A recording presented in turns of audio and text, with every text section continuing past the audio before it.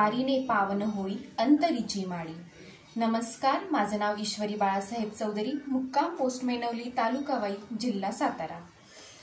सुमनसूत foundation आयोजित काव्य दिंडी उपक्रम 2025 यामध्ये मी सहभागी होत आहे।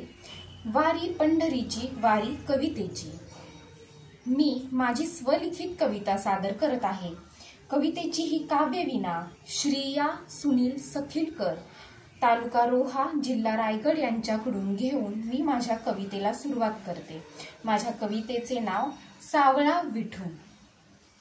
टाळ वाजे मृदुंग वाजे, वाजे हाती वीणा, चंद्रभागेच्या तीरी विठू माझा उभा।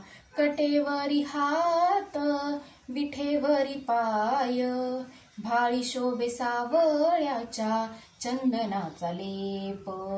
तुळशी माळ गळा पावित्र्याची खून, टाळांचा हा नाद घुमे दिवे घाट। फुगड्यांची संगत वारीला लाभते, पायांचा हा ठेका टाळा संगनाचे। कोणी नाही छोटे कोणी नाही मोठे, भक्तीच्या नादात दंग होती सारे।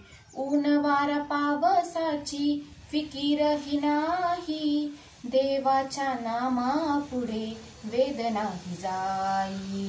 माऊली माऊली जय घोष चाले, विठूच्या भेटीसाठी आतुरती सारे।